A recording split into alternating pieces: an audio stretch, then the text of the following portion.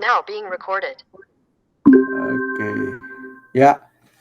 Oke, selamat sore Mbak Jarmini, bagaimana kabarnya?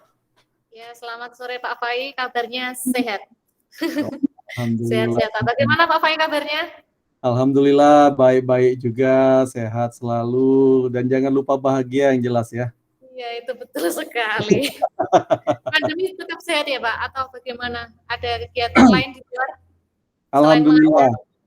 Ya, sebetulnya ada agenda ini yang bersamaan luring sifatnya di Gunung Kidul, cuma dipending karena PPKM. Oh iya, di daerah mana itu? Kalau nggak salah kemarin kita pengennya itu di stadion sama di kompleks kantor Pemda itu. Oh iya, berarti masih kota ya Pak? Di situ. Kalau webinar ya banyak banget. Ini malah ajang webinar ini sekarang. Iya Pak. Online ya Pak tapi? Iya lah. Online apalagi sekarang PPKM ini ya Pak? Iya. Tapi apapun ya kita maknai secara positif lah ya. Apapun itu. Demi semuanya. Oke. Sebelum kita mulai, nggak ada salahnya kita awali dulu dengan, karena tagline di channel saya itu kan sesungguhnya ada dua, tapi yang untuk kali ini karena lepas dari konteks yang satunya itu kan bincang olahraga ya, seputar dunia keolahragaan. Nah, kita sekarang berangkat ke tagline yang satunya, ngoceh, ngobrol receh aja. Iya, siap Pak. Iya. Ya kan? Mas yang berat-berat, kalau yang berat-berat banget nanti diseminarkan saja. Yang sekarang kita ngoceh aja dulu. Iya Pak, siap. Oke. Ya, Mbak Jarmini, alhamdulillah ya, baik, sehat. Ini di rumah atau di mana? Iya di rumah Pak. Oke. Nah, kita sore ini alhamdulillah masih mempunyai kesempatan untuk silaturahmi walaupun melalui media ya, media daring. Nah, ini silaturahmi aja sekarang medianya daring. Iya Pak, nggak apa-apa lah ya Pak.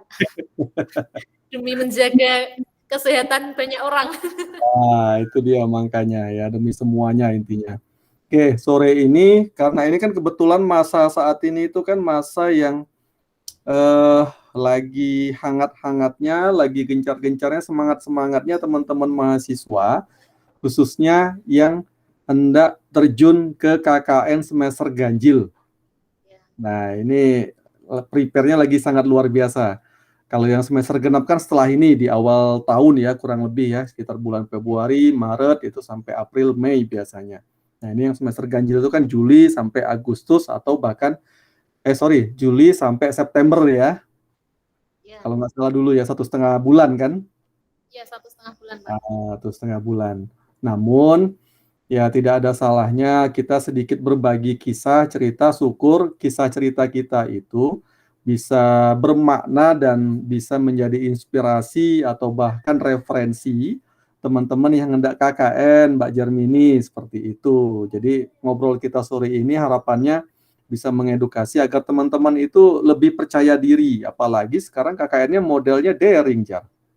Iya, Pak. Kasihan ya Pak kalau KKN daring itu bagaimana itu jadinya tetap online seperti ini atau gimana, Pak? Nah, ini menariknya ya.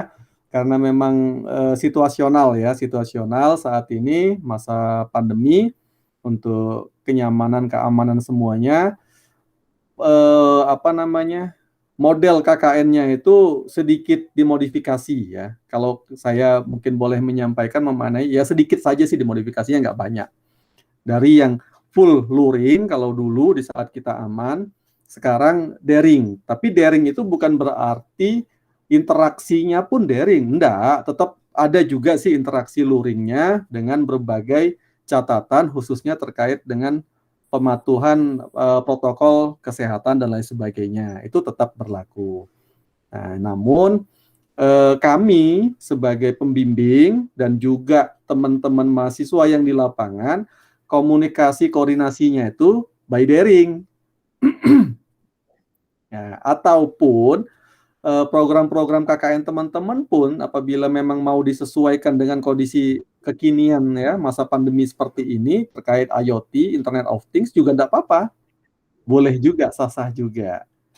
Ya, jadi gitu. Jadi modifikasi aja sih. Tapi kalaupun memang tetap luring, boleh, tapi ya tetap harus diperhatikan protokol 3M sampai ke 5M. Nah, itu tetap diperhatikan. Bahkan sekarang 6M kan singkatannya itu kan.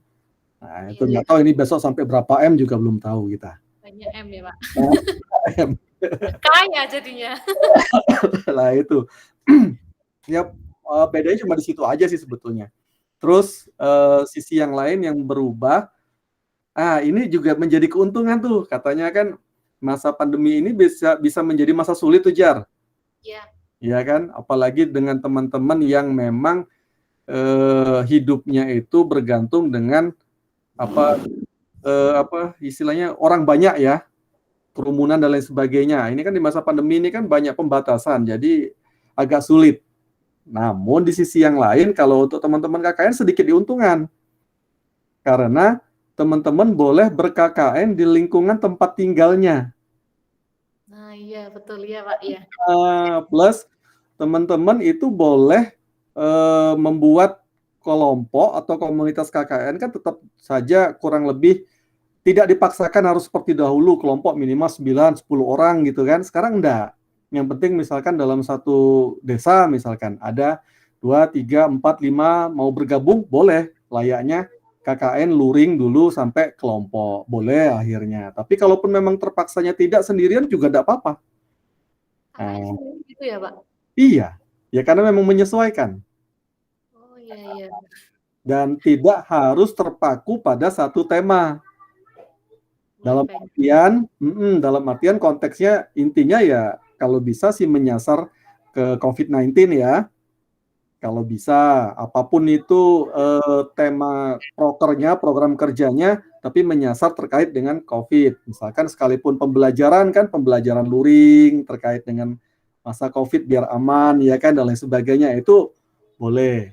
Jadi nggak harus kayak dulu misalkan kita waktu luring itu temanya desa wisata misalnya, ya kan? Nah, jadi kalian yang berangkat dari sekian banyak background itu harus membuat proker ke arah desa wisata gimana pun caranya. Nah, kalau ini ya mungkin kayak tema besar aja sih seputar COVID, tapi ya terserah nanti kompetensinya apa yang mau dimunculkan untuk prokernya. Yang berbeda cuma seperti itu aja sih, Jar. Nggak terlalu banyak perbedaan. Kalau yang lain-lain tentang target jam lah, proker utama, individu utama, ataupun mungkin nanti kalau mereka ada beberapa orang itu jadikan kayak program kelompok, boleh. Tapi emang dibatasi sekarang tidak lebih dari 4 atau 5 orang satu kelompoknya. Iya, Pak, saya jadi ingat kemarin ketemu adik tingkat juga ternyata KKN-nya di rumah. Mereka juga menerapkan itu cuci tangan gitu di pasar-pasar. Saya kan menemui pakai jas gitu ya. Ternyata mereka KKN di daerah masing-masing. Iya, betul. Saya Iya. jadi ingat gitu. Tahun ini juga masih sama. Khususnya kita.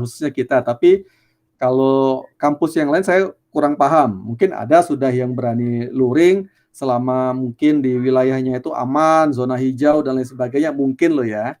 Kalau kita kan saat ini kan di Pulau Jawa Bali ini kan agak rentan ya. Jadi tetap berlaku moda daring tetepan. Moda daring ya seperti tadi sih paling ujung-ujungnya temanya disesuaikan dengan kondisi kan itu aja. Nah, namun untuk yang lain-lain cenderung masih sama nih Jar, masih sama aja. Jadi mungkin saya berharap Mbak Jarmini mau sedikit sukarela berbagi kisah kepada teman-teman terkait beberapa hal aja sih, kayak yang beberapa teman-teman yang lain yang waktu luring juga sudah berbagi kisahnya ya kan. Nah gitu. Nah gini Mbak Jar, kita langsung saja to the point ya. Iya Pak. Oke. Saya rasa untuk beberapa poin ini cenderung sama terhadap apa yang dirasakan oleh teman-teman yang hendak ber-KKN. Kalau programnya mungkin memang agak berbeda nanti, tapi ya semoga kalau ini bisa dibuat layaknya di kala saat ini ya monggo diadaptasi oleh teman-teman yang saat ini sedang mau ber-KKN. Nah, yang pertama Mbak Jarmini itu kan pada saat mengambil beban SKS untuk KKN yang wajib ya kan sifatnya. Itu dulu berapa SKS, Mbak? 6 ya Pak, kalau tidak salah 6 SKS. 6 SKS tapi khusus KKN ya? Iya. Ya, karena sekarang ada beberapa pilihan, Mbak. Jadi untuk akselerasi di tempat kita, di universitas kita, itu ada 3 pilihan. KKN sendiri, PK, terus KKN PK, digabung. Jadi yang kayak praktek kerja atau PPL itu loh. Ya. Nah, itu digabung sendiri-sendiri atau ya salah satu sama sih.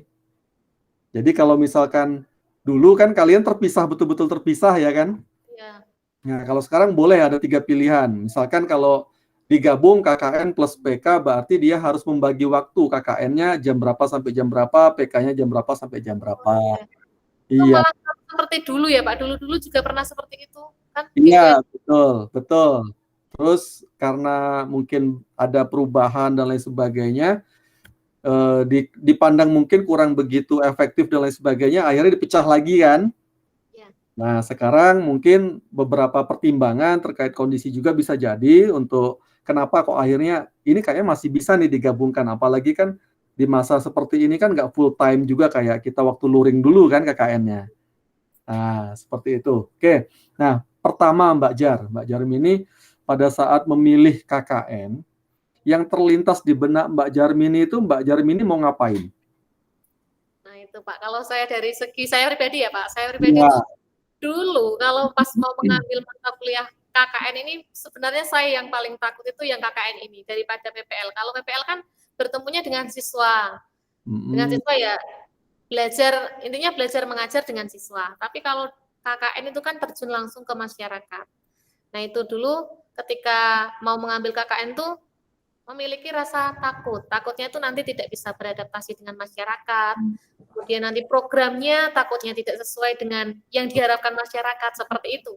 Tapi ternyata setelah melaksanakan KKN, ketakutan tuh hilang sendiri. Ternyata bisa menyesuaikan. Dan kebetulan mendapatkan lokasi KKN yang semua masyarakatnya, baik dari anak-anak sampai yang tua-tua, itu luar biasa sekali, Pak. Jadi ketakutan itu hilang sendiri, kemudian bisa beradaptasi dengan masyarakat, dan ternyata programnya juga bermanfaat bagi masyarakat, gitu Pak. Oke, kalau ngomongin program nanti terlalu cepat ya, kita langsung ke ininya ya, apa namanya kalau film itu, ke yang seru-serunya itu ya. Nah, ini kita tahan dulu. Ya siap.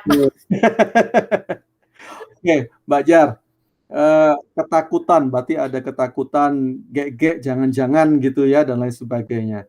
Terlepas dari ternyata lingkungannya itu nyaman, ternyata kita juga bisa, apa namanya, beradaptasi dengan bagus. Sebelum itu tuh, sebelum mengenal lingkungan tuh Mbak Jar, kira-kira Mbak Jar ada masukan nggak, cara mengatasi ketakutan kita, biar kita pada saat terjun itu ya bisa luas gitu loh? Oh iya Pak, kalau tips dari saya mungkin walaupun awalnya merasa takut, tapi kalau misalnya memang kita itu niat untuk terjun dan berbaur dengan masyarakat, itu pasti bisa, kecuali kalau memang di dalam diri sendiri sudah menolak untuk bergabung dengan masyarakat. Jadi kuncinya memang ada di dalam diri sendiri, ada niat untuk berbaur dengan masyarakat dan memberikan manfaat bagi masyarakat. Meskipun jauh ya, kalau saya di Temanggung. Di Temanggung itu termasuk jauh, apalagi kalau misalnya mau pulangnya ke Gunung Kidul. Saya rumahnya Gunung Kidul itu jauh, tapi setelah pokoknya itu hanya diri sendiri yang mampu memotivasi bagaimana bisa berbaur dan bermanfaat bagi masyarakat. Gitu, Pak. Oke, intinya tadi motivasi internal sangat berperan ya. Tapi kayaknya nanti nggak seimbang tuh Mbak Jar kalau kita berbicara seputar motivasi, karena tidak semua orang itu karakternya hampir sama dengan Mbak Jarmini kan, yang bisa memecahkan masalahnya dengan caranya sendiri. Nah, terus sedikit akhirnya masuk ke lingkungan eksternal. Bagaimana kira-kira pandangan Mbak Jarmini untuk bisa menyesuaikan, beradaptasi, dan mengendalikan lingkungan tadi dari lingkup terkecil, khususnya antar teman di lingkup kelompoknya? Gimana caranya untuk bisa berbaur biar pada saat di lapangan luas, beradaptasi dan lain sebagainya. Ya Karena kan kalau pas ngobrol kan nggak kenal tuh kan. ya sama sekali Heeh, tidak ada yang kenal, Pak. betul. Nah, terus Ya. gimana tuh tips triknya kalau untuk kita bisa saling memotivasi dari eksternal atau akhirnya membuka diri dan lain sebagainya sama teman-teman satu kelompok? Ya, ini menarik Pak pertanyaannya karena dari kelompok itu pasti ada orang yang pemalu, ada orang yang intinya memang susah untuk berbaur dengan masyarakat, susah untuk berbicara di depan masyarakat banyak.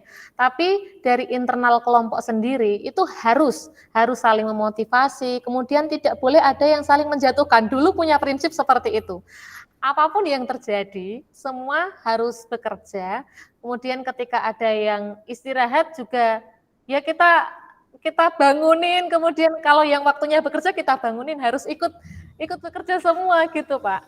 Jadi dulu itu di kelompok saya sendiri itu saling memotivasi, intinya jangan ada yang saling menjatuhkan, jangan ada yang saling menjelek-jelekan di depan masyarakat. Kan sering ya Pak kalau KKN kayak gitu, di depan masyarakat malah sering ya berbicara yang lain-lain gitu, tapi dari kelompok kami kompaknya seperti itu.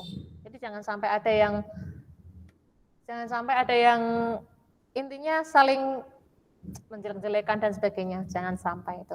Oke, saling support lah ya antar satu dengan yang lain lah ya. Iya. Oke, ya. Nah, sekarang sedikit sistematis nih kita Mbak Jarmini. Pada saat kalian dulu pembekalan KKN di kampus nih.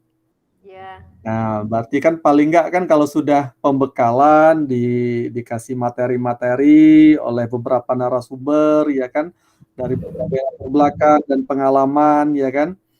Nah, ekspektasi yang tertancap itu entah dari Mbak Jarmini sendiri ataupun mungkin dikala Mbak Jarmini ngobrol-ngobrol sama teman-teman satu kelompok itu kira-kira ekspektasi yang saat itu tertanam seperti apa tuh pada saat setelah pembekalan?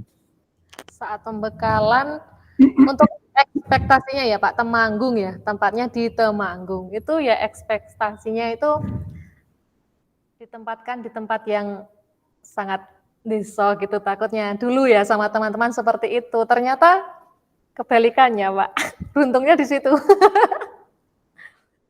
Begitu, Pak. Oke, Untuk terus? terkait itu tadi terkait yang ini sedikit menculik. Untuk yang terkait proker itu juga, prokernya tuh intinya tuh belum ada gambaran sama sekali dan takut begitu. Dari kelompok kita seperti itu, Pak, dulu. Jadi ada ketakutan terkait dengan buta peta tentang Iya, lapangan itu sesungguhnya seperti apa, terus akhirnya nggak berani spekulasi membuat proker gitu ya saat itu ya. iya, iya, Pak. Nah, terus cara kalian untuk memecahkan masalah itu gimana saat itu? Apakah tetap dengan awang-awang bayangan yang ada di benak masing-masing atau akhirnya observasi? Nah, dulu setelah pembekalan itu kami observasi ke Temanggung itu. Awalnya kan kami dapatnya di Wali Telon ya Pak, kalau tidak salah. Waktu itu kami awalnya dapatnya di Wali Telon, tapi kemudian setelah menghubungi pihak lurah dari Wali Telon tersebut, diminta untuk menghubungi pihak Bapeda. Dan ternyata setelah di cross check lagi dari LPPM juga, itu ternyata kami ditempatkannya di Temanggung 1, di Kecamatan Temanggung yang tepatnya di kotanya. Nah, setelah itu kami melakukan observasi ke sana, bertemu dengan Bapak Lurah dan bertanya-tanya terkait dengan apa yang dikembangkan di sana, dan ternyata kalau di kota itu ada program apa ya Pak, lupa saya namanya itu, yang memang ada program dari sana, dan kami, kelompok kami itu diminta untuk membantu program tersebut, bukan malah membuat program sendiri seperti itu. Yang di kota itu namanya apa ya Pak, saya lupa. Tapi kami untuk programnya itu sudah ada dari sana dan tinggal membuat program yang sesuai, intinya seperti itu. Oh, enak jadi ya jalannya ya. Iya Pak, kebetulan enak sekali. Sekalipun ada tematik yang ditentukan, tapi Tematik, iya masing tematik. dikarenakan daerah sudah punya program, ya akhirnya program itu di-include-kan gitu ya, dikolaborasikan. Oke, ini sangat menarik. Berarti memang akan jauh lebih bagus, terlepas dari kalau ini masa daring atau luring. Kalau luring akan jauh lebih bagus memang di saat kita hendak KKN itu, kalau terjangkau tempatnya, setelah kita mendapatkan pemaparan materi-materi untuk pembuatan program kerja dan lain sebagainya, kita juga tahu lingkungan gitu ya dengan cara observasi tadi. Nah, ya belum beruntunglah teman-teman yang memang ditempatkan di daerah-daerah seperti dulu kan ada KKN di 3T kan, wilayah 3T juga. Nah, itu yang sama sekali tidak punya referensi daerah yang akan dituju ya kan. Nah, jadi itu kalian lebih beruntung ya, walaupun sedikit banyak mungkin masih bisa kita cari referensi dari internet. Oke, itu cukup menarik. Nah, apalagi di masa sekarang kan KKN tempat tinggal sendiri, jadi paling tidak peta wilayah itu sudah ya 60-70% sudah menguasai kan. Jadi sedikit diuntungkan, satu sisi pahit tapi sisi yang lain juga ada manisnya gitu ya di masa KKN daring ini. Tapi apapun ya bukan berarti yang luring juga nggak manis juga. Akhirnya juga hasilnya manis juga kan. Iya. Oke. Oke, berarti intinya cukup menarik ya. Nah, terus pada saat kalian kalian pada saat itu mencoba membuat rancangan proker itu dikala sebelum observasi atau setelah observasi? Pada akhirnya kami membuat prokernya itu setelah observasi, Pak, karena kan kalau sudah observasi seperti itu sudah tahu arahnya mau kemana, dan kebetulan kami mendapatkan desa wisata edukasi gitu, yang dulunya juga pernah ada semacam kunjungan gitu dari sekolah mana di tempat yang kami KKN itu, Pak. Oke. Tapi sebelum observasi pun belum punya gambaran mendesain proker ya, memang ngedraft itu belum ada sama sekali. Memang belum, Pak. Memang belum ya. Ya. Karena memang waktunya masih nututi ya, masih ngejer ya. Jadi kalian masih bisa melakukan observasi terlebih dahulu baru menyusun proker ya, program kerja ya. Oke, bagus juga. Nah, kita yang untuk grup kalian yang terakhir itu temanya itu menyesuaikan desa ya, berarti saat itu kita ya. Iya, Pak. Waktu itu kan tematik, Pak, itu waktu itu. Ya, tematik tapi bukan tema dari kampus kan. Kalau sekarang ya temanya kan nasional nih, COVID-19 gitu kan. Nah, oke, berarti emang satu sisi ada penjajakan di mana ternyata mereka sudah punya bayangan-bayangan walaupun mungkin draft kerjanya mau diapakan juga belum kan desa saat itu. Jadi dengan adanya kalian ya istilahnya gayung bersambut pada saat itu ya. Betul, Pak. Oke. Nah, terus kalau sudah masuk ke proker nih, sebelum kita lebih detail lagi Mbak Jar, itu kan proker itu kan macam-macam tuh. Ada yang namanya program kerja individu. Kalau yang kalian luring ya, kalau yang sekarang kan cenderung semua sebagian besar individu sih kegiatannya. Kecuali tadi yang satu desa ada beberapa orang bisa joinan. Terus yang kalian dulu kan ada program individu, ada program kelompok, ya kan? Nah, sekarang kalau kita berbicara di program individu nih, itu setelah kalian observasi, ada komunikasi, koordinasi dengan pihak desa, dan ternyata mereka sangat welcome dan terbuka, ya kan, menerima kalian. Terus dari situ untuk berbicara terkait program individu terlebih dahulu, akhirnya terkait dengan kompetensi Mbak Jarmini sendiri nih, ya, itu akhirnya punya gambaran atau bayangan untuk individunya itu baik dari utama, tambahan, penunjang, atau bahkan ke insidental, itu gimana mensiasatinya untuk ngedraft beberapa target program ini yang individu?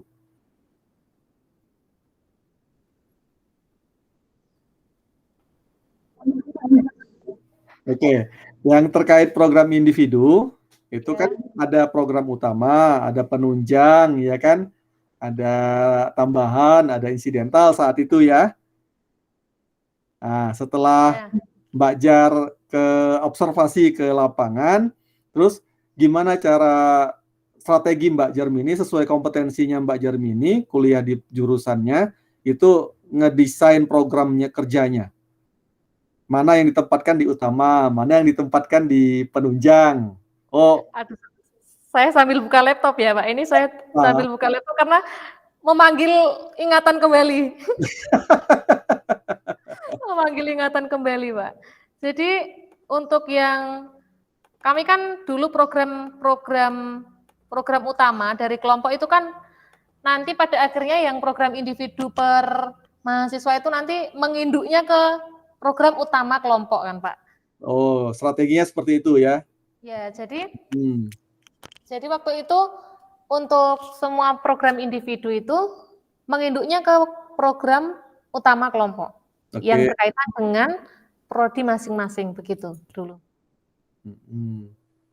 Nah, tapi kan di program individunya kan kalian juga tetap harus mencarikan mana program utama, ada penunjang tambahan insidental. Lah itu teman-teman pada saat itu mensiasatinya gimana tuh? Dari sebaran program besar di kelompok tadi. Cara mensiasatinya, Pak. Kan dipecah ke kompetensi individu masing-masing kan, Mbak Jar dari bahasa ya kan, ada yang dari olahraga, ada yang dari teknik ya kan. Nah itu gimana cara kalian untuk bisa milih dan milahnya itu dari tema besar ke tema kecil per individu? Ya jadi untuk tema utamanya dulu ya Pak. Tema utamanya kan dulu pengembangan kampung wisata edukasi ramah lingkungan. Nah, kebetulan kami dari beberapa prodi, ada prodi bahasa Jawa, bahasa Indonesia, kemudian dari pendidikan luar sekolah, ada dari olahraga, otomotif, dan juga pendidikan bahasa Perancis.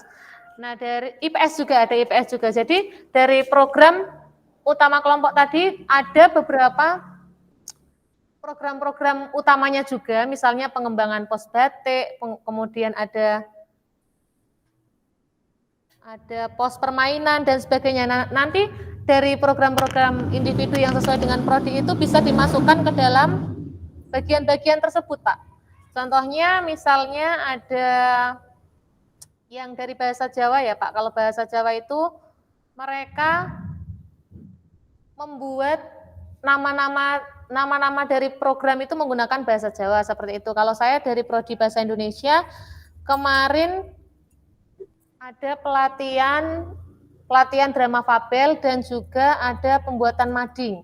Itu madingnya juga ditempatkan di lokasi yang sekiranya itu menjadi pos-pos pengembangan dari program utama kami. Begitu, Pak. Oke. Nah, terus setelah kalian bisa berbagi dari tema besar di kelompok, terus di draft masuk ke tema kecil individu. Nah, itu kan ada yang program-program itu sifatnya betul-betul milik pribadi sama kerjasama antar teman tuh. Nah, itu gimana strategi Mbak Jarmini sama teman-teman di kala itu untuk mencukupi tolak ukur tagihan jam, capaian jam. Ya, untuk semuanya saja ya Pak, kalau dari kelompok kami itu benar-benar di awal ketika pembagian tugas itu kan ada metrik-metrik itu. Kami benar-benar membagi rata, misalnya teman yang satu membantu yang ini, kemudian yang sekiranya program tersebut bisa kita bantu sesuai dengan kompetensi kita juga. Jadi untuk pembagian tugasnya itu, misalnya ada yang belum tercukupi jamnya, kami pun juga membantu seperti itu. Seperti itu, Pak. Saling backup lah ya intinya, Pak. Oke. Ada yang kurang, ada yang lebih, akhirnya ya di-share gitu ya, biar semua akhirnya bisa tercukupi, terpenuhi gitu ya. Iya, Pak. Nah, berarti ngomong-ngomong, kalau seperti itu kan kita berbicara ke arah matriks nih. Iya. Nah, ya kan. Padahal kan di tabel matriks kerja, program kerja itu kan ada perencanaan atau rencana, ada pelaksanaan atau realitanya kan. Nah, itu kira-kira pada tabel matriks kecenderungan program awal sampai implementasi itu antara rencana dengan pelaksanaan itu banyak bergeser atau sesuai dengan rencana? Banyak yang bergeser, Pak. Kebanyakan itu kelebihan jamnya, justru kelebihan jamnya. Oke, padahal di awal teman-teman itu ketakutan nggak mencapai jam ya? Iya, betul, Pak. Iya. Ternyata kelebihan, Pak. Oke, kenapa kok bisa itu akhirnya malah kelebihan, diceritakan, Mbak? Karena memang tiba-tiba ada program yang insidental seperti itu, Pak. Kemudian ada juga program tambahan yang ternyata yang harus dikerjakan di sana, seperti itu. Oke, ya ini berarti teman-teman yang hendak melaksanakan KKN jangan khawatir, sekalipun memang tagihan paling mendasar dari program KKN itu yang paling fundamental dilihat pertama itu selain proker adalah capaian jam. Ya. Sisi yang lain ya apa namanya ketepatan capaian jam tadi dilihat dari matriks kerja kan, dari rencana dan pelaksanaan. Ini geser jauh nggak gitu kan? Namun seyogianya di saat kalian belum terjun itu kan belum bersosialisasi sama masyarakat. Jadi kan beberapa program-program khususnya insidental dan penunjang itu cenderung nggak punya gambaran kan. Padahal aktivitas masyarakat itu kan banyak ya kan. Nah itu yang membuat bengkaknya capaian jam itu kan salah satunya di situ. Iya, betul, Pak. Atau mungkin kalau program-program kalian itu yang betul-betul saat itu betul-betul diharapkan, dibutuhkan, yang tadinya mungkin per minggu hanya 3 kali pertemuan hanya 1 jam, bisa jadi kan malah diminta lebih, jadi 5 kali 1 minggu hanya 2 jam, kan bisa jadi seperti itu. Iya, Pak. Nah, jadi teman-teman yang mau KKN tidak perlu khawatir gitu, Pak, karena memang ternyata setelah kita membuat metrik untuk yang rencana pelaksanaannya dengan setelah dilaksanakannya itu ternyata memang ada perbedaan capaian jam, malah lebih banyak gitu, Pak. Betul. Tuh, jadi untuk khusus target jam teman-teman yang hendak KKN jangan takut ya, pasti tercapai kok jam itu, bahkan lebih dari ekspektasi. Ya.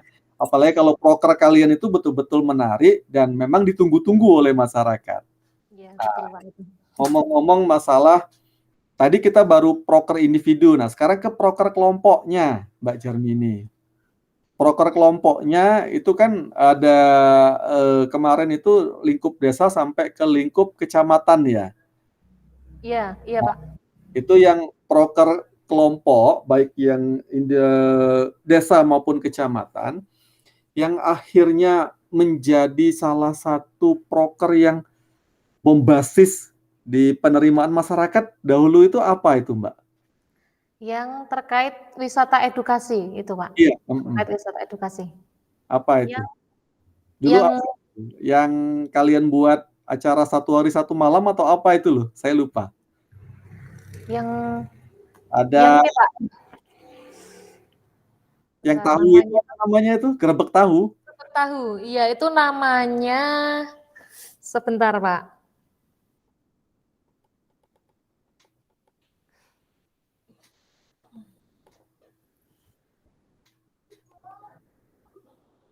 Tapi itu terkait pengenalan juga, Pak, pengenalan kampung wisata edukasi, bahwa ternyata di Kampung Brojolan Barat itu ada wisata edukasi yang ramah lingkungan dan bisa dikunjungi oleh berbagai pihak. Seperti itu namanya, seperti gerbek itu loh, Pak. Jadi mengelilingi Brojolan Barat. Seperti itu. Selain itu kalau nggak salah di tempat kalian KKN saat itu merupakan salah satu sentra pabrik tahu di Temanggung ya? Betul, iya, Pak. Sebagai pabrik tahu. Gerebek tahu itu kayaknya memang pertama kali malah pada saat kalian KKN ya mewujudkan itu ya? Iya, Pak, betul, dan menjadi program kami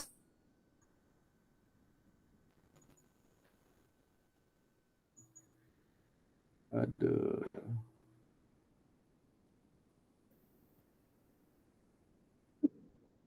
juga karena memang yang di Brojolan Barat itu kan ada beberapa yang belum terekspos masyarakat. Seperti yang tahu itu, kemudian ada batik, karena yang terkenal di sana itu yang terkait gas itu, Pak. terkait gas. Oh, dari limbah Dari sana. limbah Kemudian tahu. dengan adanya KKN ini, ya, dengan adanya KKN ini semuanya jadi bisa terekspos dan masyarakat itu bisa belajar banyak dari Brojolan Barat. Seperti itu, Pak. Sewilayah Temanggung apa sekecamatan Temanggung kota yang saja itu? Akhirnya jadi referensi Brojolan Barat itu. Jadi sekabupaten Temanggung. Kabupaten luar biasa. Iya. Saat itu memang Iya, Pak. kebetulan kegiatan kalian di proker kelompok besar itu jadi sorotan media juga ya kalau nggak salah media Iya. lokal ya. Iya, Pak. Iya, betul. Itu apa ya? Temanggung TV atau apa ya saat itu ya? Temanggung TV. Temanggung TV, betul, Pak. Oke. Sama pada saat proker kelompok itu saya lupa kelompok kalian atau kelompok mana ya yang mendapatkan sponsor dari Bapeda akhirnya? Oh, itu kalau yang dari Bapeda itu dari Wali Telon kalau tidak salah, Pak. Kalau yang kami itu sebenarnya akan disponsori oleh Bapeda, tapi karena untuk acaranya sudah selesai, jadinya tidak jadi, seperti itu. Oke, Gitu, nah Pak. ini teman-teman yang hendak meluncur ke KKN, pada intinya kalian mempunyai kesempatan untuk mengemas program kerja kalian yang betul-betul menarik tersebut untuk dimintakan bantuan pendanaan dari sponsor ya, baik itu lembaga pemerintahan ataupun swasta sesungguhnya. Itu boleh-boleh saja. Nah, tadi pengalaman Mbak Jarmin dan teman-teman karena mungkin saat itu kurang paham peta untuk referensi itu ya. Maka kalau tahu mungkin dapat sponsor itu karena besar itu acaranya tuh sampai satu malam, satu hari satu malam itu. Iya, kami juga sangat menyayangkan ternyata kami bisa bekerja sama dengan Bapeda dan juga beberapa media, tapi karena memang kurangnya komunikasi, jadinya yang harusnya kami mendapatkan dana dan tidak. Itu rasanya, aduh, sakit sekali, Pak. Sakitnya tuh di sini banget ya. Oke. Setelah selesai acara itu. Betul. Jadi memang salah satu tolak ukur keberhasilan ya memang bagus atau baiknya kadar komunikasi kita ya, baik antar kita sesama internal mahasiswa yang KKN ataupun dengan lingkungan entah itu masyarakat desa, kecamatan atau bahkan sampai ke pusat daerah itu mungkin ya.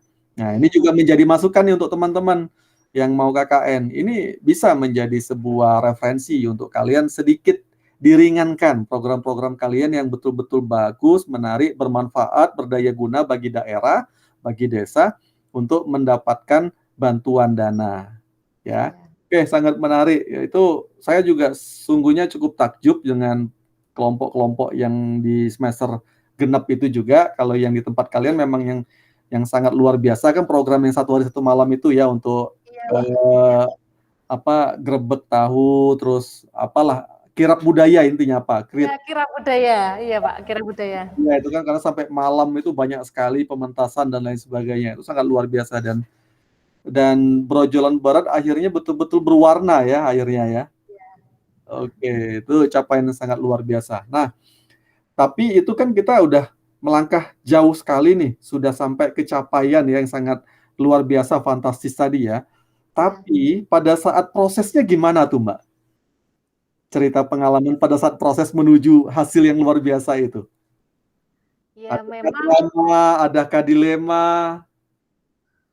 Kalau untuk prosesnya kami benar-benar ya harus ekstra semangat karena memang itu melibatkan banyak masyarakat ya Pak, terutama bagi pihak-pihak yang benar-benar memiliki usaha yang bisa diedukasikan kepada masyarakat seperti batik, kemudian ada tahu dan pembuatan gas atau ipal komunal kalau tidak salah Pak. Oh iya betul sekali itu. Komunal itu.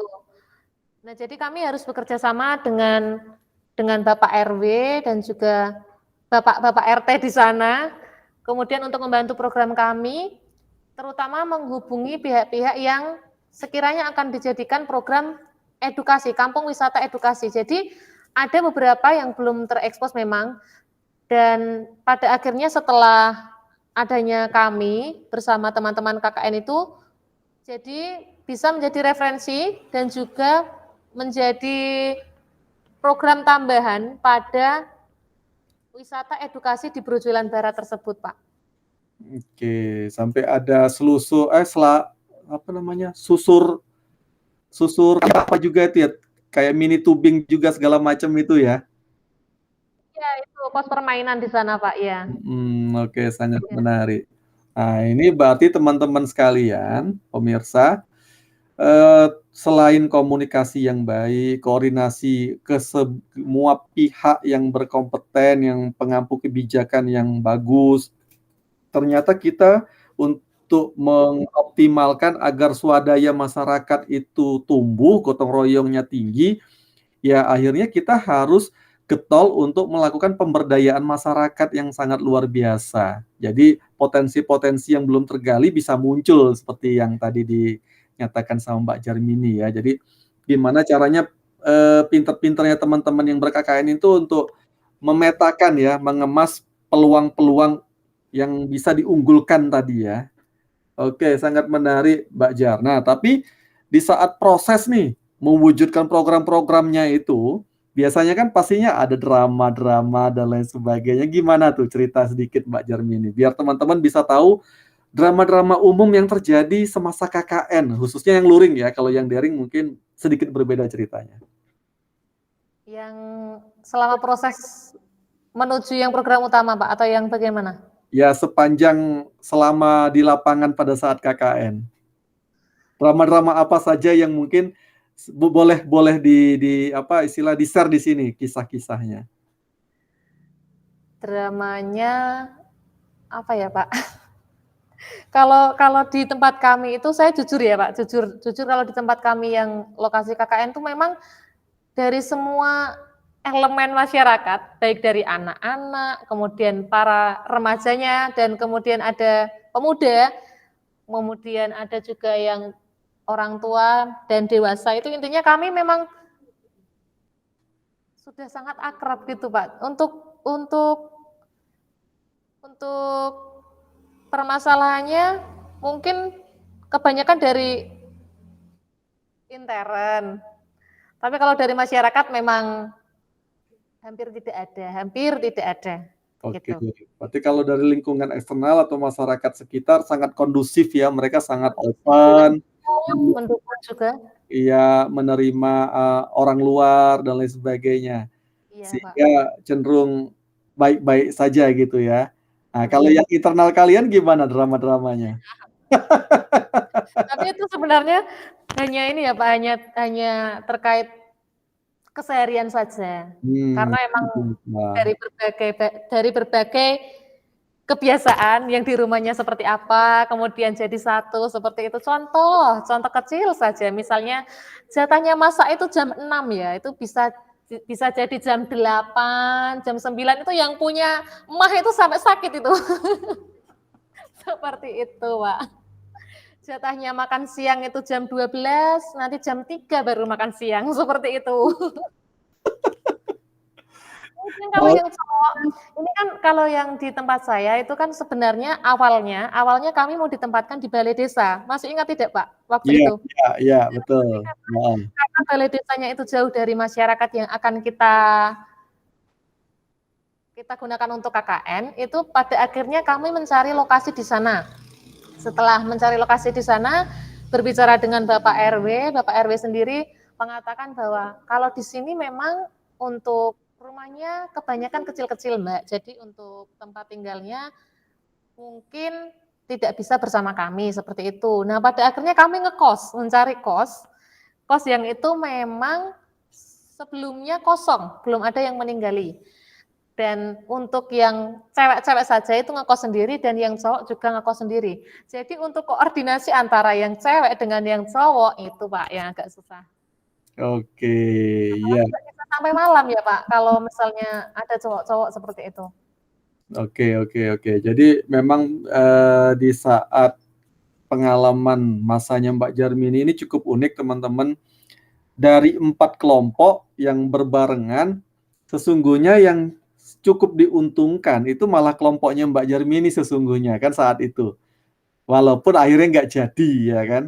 Jadi memang teman-teman di daerah tempat KKN Mbak Jarmini ini kebetulan di satu lingkungan balai desa itu ada rumah dinas sesungguhnya di balai desa itu. Cuma itu bisa, dan kalau menurut pandangan saya saat itu sangat layak lah ya sesungguhnya ya untuk ditempati. Namun ada yang cocok di antara teman-teman, ada yang kurang cocok ya, sehingga akhirnya dipilihlah jalan keluarnya langsung membaur ke lingkungan yang terdekat di tempat yang akan dikenai KKN. Tapi enggak apa, bagus juga.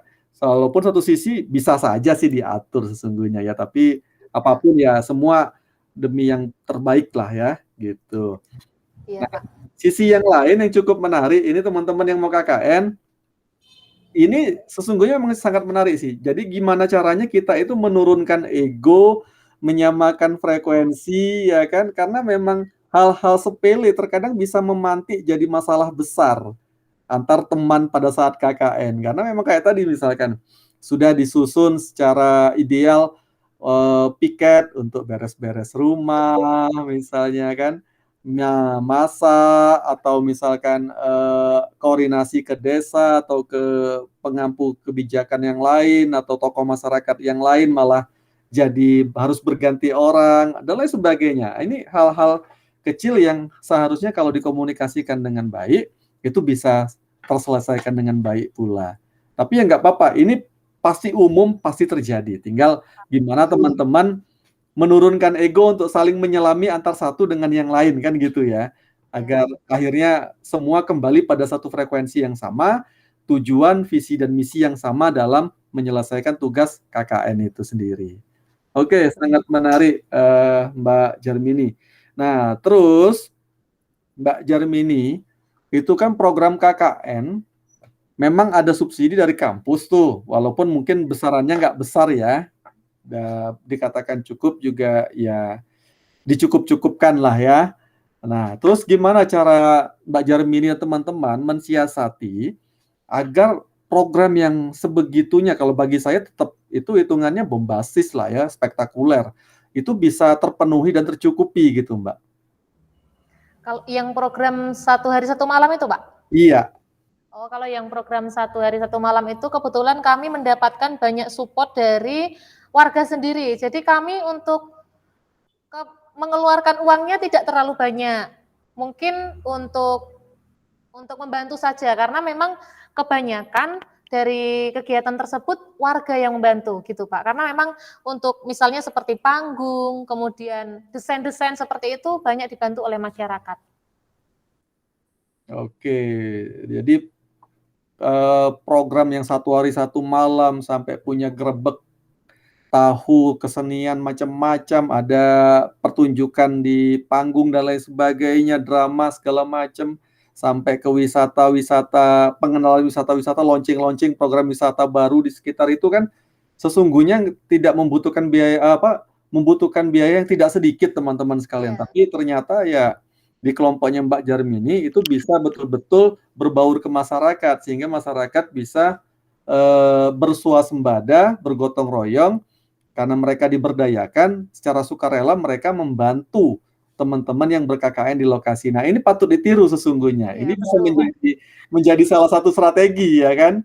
Iya, jangan sampai juga kan memang banyak yang cerita kalau misalnya di tempat KKN itu malah justru kita yang mengeluarkan banyak uang seperti itu, tapi ketika kita bisa berkomunikasi baik dengan masyarakat, masyarakat itu pun pasti mau membantu, apalagi kami itu sedang belajar berbaur dengan masyarakat, begitu Pak.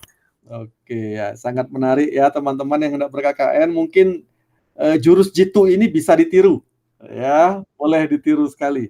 Saya juga pengalaman dulu juga seperti itu, akhirnya pendekatan ke masyarakatnya yang dimaksimalkan agar kita juga mendapatkan dukungan, support sehingga masyarakat itu kalau bahasa Jawanya entengan, ya kan? Entengan untuk kita, untuk membantu kita gitu ya. Oke, itu menjadi salah satu jurus jitu yang sangat luar biasa selain mencari sponsor untuk ber-KKN agar kita diringankan dalam mengimplementasikan program kerja KKN ya. Nah, terus berikutnya selama ber-KKN, berproses ya kan, pembelajaran apa yang mungkin secara pribadi dari Mbak Jarmini yang bisa didapatkan dari program KKN itu? Dari programnya? Iya, dari KKN ini. pembelajaran apa yang bisa didapatkan atau dimaknai oleh Mbak Jarmini? Kalau secara pribadi, untuk pembelajaran yang bisa saya pelajari dari program KKN ini, kita harus benar-benar, kalau misalnya terjun ke masyarakat tuh, nek misalnya wedi ojo wani-wani, nek misalnya wani ojo wedi-wedi, begitu Pak. Karena masyarakat itu kan beda-beda orangnya, beda-beda, dari latar belakang yang beda-beda, dari pendidikannya berbeda, pekerjaannya berbeda, tentu dari pola pikirnya pun mereka berbeda. Jadi pembelajaran yang bisa saya ambil ya bagaimana kita itu harus bisa menyesuaikan diri dengan lingkungan. Yang namanya KKN itu kan belajar berbaur dengan masyarakat. Kita yang harus menurunkan egonya, bukan ala masyarakatnya sing ora penak, jangan seperti itu. Tapi justru malah kita yang harus bisa menyesuaikan dengan lingkungan masyarakat. Karena iya kalau misalnya yang masyarakatnya yang kita datangi itu semuanya enak-enak. Kalau tidak, mau seperti apa? Apalagi kita sudah menolak dari dalam diri kita, jangan sampai itu. Kemudian selain itu, melatih kerjasama bersama teman-teman yang juga berbeda, sebelumnya pun tidak kenal sama sekali. Itu jangan sampai ketika dengan teman itu, jangan sampai malah tidak saling mendukung, tidak saling support, karena bagaimanapun juga, ketika KKN itu adalah kumpulan dari mahasiswa yang sama-sama belajar ingin berbaur dengan masyarakat. Jadi tetap harus saling support dan saling mendukung. Kalau terkait program kerjanya kita memang dituntut untuk kreatif, dituntut untuk kritis terhadap lingkungan yang kita tinggali selama KKN tersebut. Jadi bisa mengambil langkah mana yang kira-kiranya bisa memberikan manfaat bagi masyarakat tersebut. Begitu, Pak. Oke, terima kasih. Ini luar biasa ini pembelajaran yang di-share sama Mbak Jarmini ya. Kalau saya rangkum itu ada 4 poin ya. Jadi teman-teman yang hendak ber-KKN, agar kalian itu bisa kondusif, bisa diterima oleh masyarakat, turunkan ego kalian. Karena apapun kalian datang ke lokasi KKN itu sebagai tamu. Sehingga kalau kita menjadi tamu, ya kita yang harus mengadaptasikan diri terhadap kebiasaan tempat yang akan kita datangi, bukan kita yang membawa kebiasaan dari luar. Oke, itu sangat luar biasa. Jadi akhirnya bagaimana cara kita untuk meningkatkan kemampuan untuk beradaptasi terhadap lingkungan baru ya. Itu sangat luar biasa pembelajaran tersebut. Terus di era saat ini memang sudah bukan eranya kita kerja sendiri-sendiri. Jadi memang di era saat ini sangat diharapkan dan dikedepankan pola kerja sama atau networking. Ya, dimana kalau pekerjaan itu kita sengkuyung bareng-bareng, kalau bahasa Jawanya, kita kerjakan bersama-sama, insya Allah akan menjadi jauh lebih ringan daripada kita kerjakan sendiri, ya kan? Iya, Pak. Itu terus yang berikutnya lagi, nah ini yang memang sangat luar biasa. Kita gimana caranya mengemas program kerja itu sekreatif mungkin, seinovatif mungkin, agar masyarakat itu betul-betul bisa mengakui keberadaan kita di situ. Dan mereka mengakui lembaga juga kan, karena kan kalian KKN itu kan menjadi dutanya universitas. Ya kan? Sehingga ekspektasi masyarakat itu luar biasa terhadap kedatangan kalian, tidak underestimate lah. Jangan sampai nanti misalkan kita hanya Allah yang penting gini aja jalan segala macam. Akhirnya masyarakat cuma, aduh kalau KKN dari situ nggak usah lagi aja, paling kayak gitu-gitu aja. Nah ini kan luar biasa. Jadi sebisa mungkin kita seinovatif mungkin, sekreatif mungkin, apa yang bisa kita jadikan sumbangsi yang baik kepada wilayah KKN kita, desa, syukur-syukur bisa menjadi manfaat, ya tinggalkan agar menjadi kenangan bagi mereka. Ini sangat luar biasa. Dan yang terakhir, kita haruslah menjadi orang-orang atau mahasiswa-mahasiswa yang kritis terhadap kondisi lingkungan. Ini juga menjadi PR Mbak Jarmini, bukan hanya pada saat kita hendak ber-KKN, karena sepertinya budaya kritis teman-teman mahasiswa saat ini, mohon maaf kalau saya salah, tolong dikoreksi di kolom komentar ya teman-teman yang menyaksikan ya. Jadi budaya kritisnya itu cenderung ke arah kritik sekarang ini. Karena kesepemahaman saya, kalau yang namanya kritis itu, kita menyikapi sesuatu dalam perspektif kita masing-masing, tetapi kita juga sudah memiliki solusi apa yang akan kita berikan. Kalau kita hanya menilai apa yang sudah dilakukan pihak lain itu kan berarti kritik. Karena cenderung ke arah negatifnya saja ya yang dilontarkan gitu. Oke. Ya, sangat luar biasa sekali Mbak Jermini pembelajaran yang bisa disampaikan dan di-share ke teman-teman. Semoga ini bisa menjadi pemacu semangat, motivasi, dan syukur-syukur juga menjadi referensi teman-teman yang hendak ber-KKN ya, agar sukses dalam ber-KKN. Sekalipun di masa saat ini KKN-nya sifatnya modanya daring. Nah, sehingga pinter-pinternya saja teman-teman memodifikasi program-program kerja KKN-nya itu yang disesuaikan dengan kompetensi terkait dengan situasi saat ini. Intinya di situ. Misalkan kalau kayak Mbak Jarmini, ini menjadi salah satu tips trik dari saya ya. Kalau Mbak Jarmini tadi kan sudah banyak sekali tuh tips trik dan strategi yang disampaikan ya. Mbak Jarmini background-nya orang bahasa Indonesia ya kan, prodinya. Berangkat dari kompetensi bahasa Indonesia sebagai keahliannya. Kalau kita umpamakan ber-KKN di masa daring, ini kalau kacamata saya, perspektif saya bukan orang bahasa ya, kan bisa saja tuh kita membuat aplikasi belajar bahasa Indonesia yang baik dan benar bagi anak usia dini, misalkan kelas kecil atau kelas besar SD, ataupun bahkan sampai ke level sekolah menengah atas. Nah, itu kan aplikasi-aplikasi kayak gitu kan tidak harus selalu yang mahal dan tidak harus selalu yang susah. Atau model pembelajaran berbasis apa gitu kan. Itu yang bisa dilakukan dengan moda daring dan anak-anak atau siswa-siswa itu tidak bosan bisa jadi. Atau bahkan ada yang menarik juga, saya dulu pernah menawarkan Mbak Jar ke salah satu teman yang KKN daring.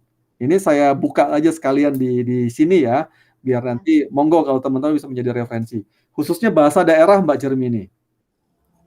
Ya, bahasa daerah. Padahal kan sekarang ini eranya kita dituntut untuk mendunia ya, era globalisasi ya. Sehingga apa-apa itu dihubungkan dengan bahasa internasional atau bahasa asing. Nah, saya pernah dulu memberikan masukan contoh kepada teman bahasa daerah, gimana sih caranya misalkan nih bahasa ngapak nih misalkan. Kamu bisa buat aplikasi sederhana bahasa ngapak dengan atau kamus bahasa ngapak Inggris misalkan. Atau bahasa ngapak Indonesia. Kan bisa kolaborasi itu. Iya, betul, Pak. Nah, itu kan juga sharing, entah itu wujudnya aplikasi, entah itu wujudnya e-book dan lain sebagainya yang bisa di-share segala macam kan aman-aman saja. Dan sepertinya saat ini pun juga saya belum punya referensi yang valid ya terkait ide nakal itu sih ya. Nah, ini kan sederhana sesungguhnya kan. Iya, betul, Pak. Nah, gitu. Tapi ya monggo teman-teman dengan latar belakangnya masing-masing bisa sekreatif mungkin ya. Karena sangat yakin teman-teman milenial itu kreativitasnya sangat luar biasa. Ya. Betul, Pak. Oke. Dan juga ada sedikit lagi, Pak. Ya, gimana? Ini kan kemarin kami yang KKN di Temanggung 1 itu kebetulan baru pertama kali ada KKN di situ. Sebelumnya belum ada. Jadi memang kami benar-benar targetnya sangat besar. Jangan sampai ini baru yang pertama kali memberikan kesan yang tidak baik. Jadi memang itu Pak. Jadi memang harus benar-benar bisa berbaur dengan masyarakat itu tadi Pak. Dan memang sampai sekarang jalinan komunikasi antara kami KKN dan juga warga Brojulan Barat itu masih sangat bagus, mulai dari anak-anaknya, kemudian dari pemudanya, apalagi pemudanya sering sekali ngajak jalan ini Pak, sering main ke sini juga ini pemudanya. Kemudian untuk yang seperti Bu RW, seperti itu juga masih komunikasinya masih berjalan dengan baik. Dan selain itu, pembelajaran yang saya dapatkan, kan di KKN itu sering bimbel dengan anak-anak. Ya di rumah harus bisa buka bimbel seperti itu Pak. Apalagi sekarang daring, bisa kan itu misalnya ada program bimbingan belajar juga bisa kan Pak itu? Ya, betul. Apalagi misalnya anak-anaknya hanya dekat, yang penting mematuhi protokol kesehatan, seperti itu Pak. Oke, ya sangat luar biasa. Akhirnya malah memantik ide baru ya dari pengalaman ber-KKN ya. Syukur bisa berdampak multiplier effect dari KKN ke yang lain-lain kan jadi sangat luar biasa. Daerah terdampak manfaatnya, yang ber-KKN juga terdampak manfaatnya. Syukur bisa kayak gitu. sangat. Selain itu ada lagi Pak, Gimana? ada lagi. Teman saya ada juga yang skripsinya di tempat KKN. Jadi ketika ber-KKN, itu sekali mendayung banyak pulau terlampaui, begitu Pak. Betul, itu juga salah satu strategi jitu itu. Iya, betul Ya, Pak. betul. Jadi program kerja KKN itu salah satu yang memang mungkin kita anggap bisa diangkat ke ranah akademis, ya munculkan. Jadi selesai KKN, paling tidak olah data. Jadi pas lulusnya. Ini luar biasa memang. Saya dulu juga sering memberikan masukan seperti itu. Kalau memang program itu bisa dijadikan skripsi, kenapa tidak? Walaupun nggak semua, ya kan. Tapi paling tidak salah satu yang mendekati dengan kompetensi dan dari segi ranah akademis ini bisa kita kaji, ya munculkan saja. Toh sah-sah saja kok. Iya Pak. Iya, betul sekali. Itu luar biasa sekali Mbak Jarmini. Pembelajaran yang di-share sangat luar biasa. Nah, mungkin sekarang terakhir yang enteng-enteng lagi untuk cooling down ya. Tadi kita sudah pemanasan, masuk ke inti ya kan, ke klimaks gitu kan. Nah, sekarang kita agak turun ke cooling down. Oke. Pastinya saya secara pribadi sebagai pendamping itu masih memiliki banyak kekurangan. Nah, kira-kira testimoni apa yang bisa Mbak Jarmini share terkait dengan keberadaan saya sebagai pendamping saat itu?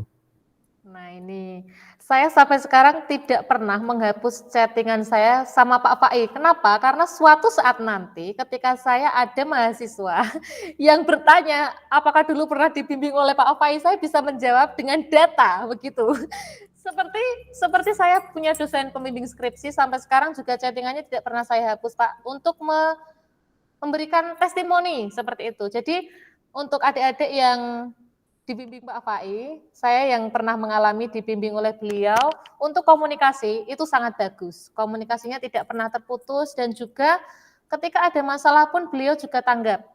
Tanggapnya itu bagaimana? Karena memang dari jarak jauh dan beliau juga tidak selalu datang karena memang Jogja ke Temanggung itu jauh ya. Itu jadi untuk solusinya diberikan via WA, dan juga ketika beliau datang ke lokasi, kalau tidak salah 3 atau sampai 4 kali begitu ya Pak. Itu datang ke lokasi di Temanggung. Ini bukan karena beliau dan saya wawancara seperti ini, tidak, tapi memang ini benar-benar dari pengalaman. Kalau untuk Pak Fai ini untuk berkunjung ke lokasi, sering sekali berkunjung dan juga pernah nginep Pak. Atau iya. Pernah nginep dan juga berbaur sendiri dengan masyarakatnya. Jadi beliau memang menurut saya sangat luar biasa, apalagi selalu didampingi sama Bu Novi, gitu ya Pak. Saya nggak bisa join ya orangnya ya. Iya, selalu didampingi beliau. Gitu. Selain itu, untuk dari teman-teman sendiri juga sering ketika kami berkumpul seperti itu, memang Pak Fai ini yang sering memberikan cetusan-cetusan seperti itu. Ketika ada beberapa yang memang programnya dirasa ini kok sepertinya kurang bagus, seperti itu nanti Pak Fai sendiri yang akan memberikan solusinya, kemudian bagaimana baiknya, seperti itu. Oke, terima kasih banyak. Kok kayaknya baik-baik saja, kalau yang buruk-buruknya. Selain itu ada lagi Pak. Di pembekalan juga, karena memang pembekalan kan banyak orang, tapi Pak Fai di pembekalan, di lapangan, dan juga di ujian itu sama, tidak berubah. Kalau menurut kami ya, menurut kami yang KKN tidak berubah, tetap seperti itu. Tidak misalnya pas ujian terus jadi pilih kasih atau bagaimana, tidak, beliau tetap sama, tetap memberikan motivasi dan memberikan yang terbaik sama mahasiswa. Dan untuk nilai jangan tanyalah pokoknya. Gitu. Oke deh, terima kasih banyak Mbak Jarmini. Ya, apapun apa ya, saya juga senangnya jadi DPL itu karena salah satunya saya suka bergaul dengan lingkungan baru, dengan banyak orang baru ya, karena kita nggak tahu perjalanan hidup ke depan ya kan. Gitu, makanya kenapa salah satu hobi saya itu jalan, main, mengenal lingkungan baru, mengenal orang-orang baru, wilayah baru, budaya baru, dan lain sebagainya. Itu keasikan tersendiri saja bagi saya. Itu makanya kenapa saya suka jadi DPL tuh di situ salah satu latar belakangnya. bukan awalnya sih berangkat nggak murni mau jadi DPL sih. Sesungguhnya, tapi ya karena beberapa poin tadi kok asik ya, ya udah deh, terus aja. Oke, teman-teman sekalian yang memantau, tidak ada salahnya nanti kalau ini dipandang bagus, baik, ada manfaat, ya jangan lupa di-subscribe lah ya. Dan Iya, Pak. juga Subscribe ya. dan juga Dan di-share. Ini pengalaman yang sangat penting, apalagi besok kita berdoa saja semoga corona segera berakhir, nanti bisa KKN kembali bersama masyarakat gitu ya, Pak. amin, Nanti amin. bisa menjadi motivasi juga seperti ini. Amin, amin, amin, amin. Amin. Nah, syukur-syukur misalkan kalau masih banyak kekurangan-kekurangan, ya tolong ditambahkan di kolom komentar gitu ya. Siapa tahu Iya, bisa Pak. melengkapi ke depannya. Dan kalau emang manfaatnya banyak, ya jangan lupa di-share ke yang lain. Sama loncengnya diklik biar Iya. hilang lagi. Oke. Nah, Iya. teman-teman kalian, ini Mbak Jarmini ini bukan alumni yang yang biasa-biasa saja loh ya. Jadi Mbak Jarmini ini kan dari Prodi Bahasa Indonesia. Beliau sekarang juga aktivitasnya banyak, baik yang sifatnya sosial maupun sifatnya akademis, baik yang non formal maupun formal, ya kan. Nah, yang saya sangat terkesan itu ternyata Mbak Jarmini ini sudah hampir di mau ngajukan ke YouTube. Jadi Mbak Jarmini punya channel juga loh. Belum, itu masih lama, Pak. Itu hanya iseng saja. Nah, sudah mendekati itu untuk dimonetize kan? Udah berapa sekarang? 900 berapa? Masih 600, Pak. Belum 900, masih 600. Oh ya, jangan lupa juga di-subscribe juga nanti channelnya Mbak Jarmini ya. Insya Allah nanti saya tampilkan deh di channel saya, channelnya Mbak Jarmini dan juga IG-nya Mbak Jarmini ya. Nanti silakan di-follow juga. Nah, saya dari dulu itu kan hanya melihat Mbak Jarmini ini itu kan dari channelnya itu hanya dari video ya kan. Jarang-jarang mendengarkan langsung yang asli. Bolehlah sedikit nyanyi karena suaranya Mbak Jarmini ini bagus loh. Nyanyi apa, Pak? Terserah yang dulu paling sering kamu cover itu loh waktu KKN itu loh. Saya mantau loh itu. Waktu yang salah ya, Pak? Kayaknya. Itu pertemuan yang salah sebenarnya. Aduh, jangan, Pak. Malu saya. Apa lah, Nanti saja itu, nanti saja. Hah? Nggak Nanti apa-apa, saja itu nyanyi. nggak apa-apa. Sekarang aja ditunggu. Kapan lagi nyanyi di channel saya? Aduh, sedikit aja ya, Pak. Ya. Aduh, saya malu. Bentar. Pergi saja engkau pergi dariku, biar ku bunuh perasaan untukmu. Kita adalah rasa yang tepat. Kita adalah rasa yang tepat di waktu yang salah. Malu saya, Pak, grogi saya. Luar biasa. Ini Mbak Jarmini ini kuliahnya di bahasa Indonesia tapi pinter main alat musik juga loh. Ini sayangnya nggak pegang alat musik ya lagi ya dia. Kan di Fakultas Bahasa dan Seni, Pak. Oh gitu ya. Gimana? Iyalah, Pak. Cover yang paling trending itu kalau saya pantau Kemesraan Ini deh ya. Boleh dong sekali lagi dong. Itu yang selama KKN itu, Pak. Sudah, Pak, sudah saja nyanyinya. Apa yang Kemesraan Ini berapa bait kek? Enggak apa-apa, biar rame nanti. Kemesraan ini janganlah cepat berlalu. Kemesraan ini ingin ku kenang selalu. Hatiku damai, jiwaku tentram di sampingmu. Hatiku damai, jiwaku tentram bersamamu. Luar Yeay. biasa. Aduh, Pak Fai ini. Wow. Jarang-jarang dengar langsung soalnya. Saya jadi ingat, Pak. Saya jadi ingat ketika Gimana, Pak gimana? Fai datang ke lokasi KKN bersama Bu Novi. Di lokasi KKN pasti takut. Takutnya nanti dibaca dari segi muka. Begitu. Sampaikan ke Bu Novi ya, Pak, nanti. Ramal ya. Iya. Dulu seperti itu, Pak. Sudah langsung engko nek diramal kepiye yo gitu. Lah justru itu makanya karena dia nggak bisa join, dia tadi titip pesan. Jangan lupa harus suruh nyanyi pokoknya katanya. Bu Novi, sehat selalu Bu Novi, semangat. Amin, amin. Terima kasih doa restunya. Ya. Sepasang Bapak Ibu dosen yang sangat luar biasa memberikan dampak yang sangat banyak untuk masyarakat loh ini, Pak. Amin, amin, amin. Aduh.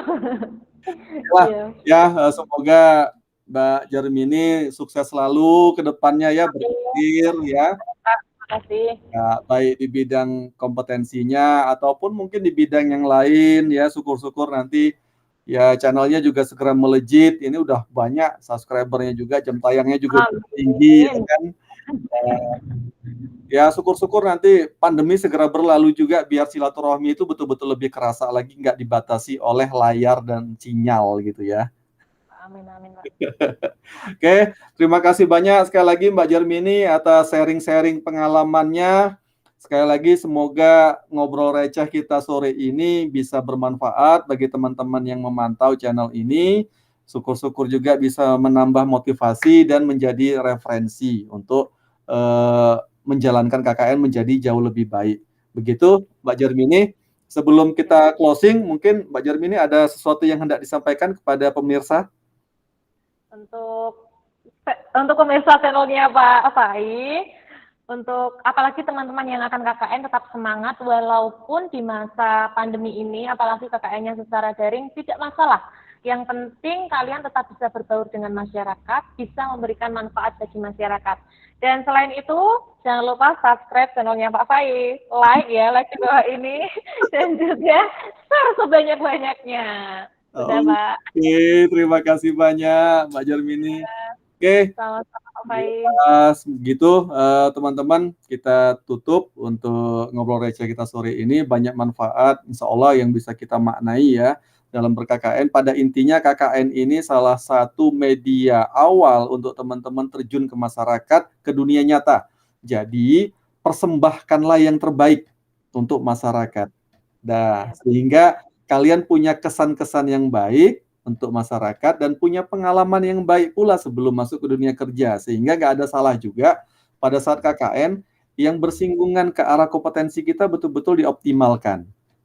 Jadi kita punya banyak pengalaman, entah itu pergaulan, adaptasi, komunikasi, koordinasi, pemberdayaan, dan lain sebagainya, banyak sekali yang bisa kita optimalkan. Gitu, Mbak Jarmini juga semoga kuat selalu, sehat selalu, bahagia selalu sama keluarga di sana ya. Dan semoga kita segera terbebas dari masa pandemi ini agar betul-betul kembali ke dunia normal ya, tidak hanya sebatas new normal ya. Iya Pak. Harus normal ini Pak. Oke, begitu. Terima kasih banyak Mbak Jarmini. Kita ketemu lagi di kesempatan yang berbeda. Syukur pada saat waktunya nanti kita bisa berjumpa langsung ya, karena saya sering ke Gunung Kidul juga akhir-akhir ini. Iya. Iya Pak Fai. Ya, terima kasih banyak. Selamat sore dan salam sejahtera lalu. Iya Pak, selamat sore Pak Fai. Oke. Ya, terima kasih ya. Kita live ya. Siap Pak. Itu Gunung Kidul mananya toh Mbak jenengan?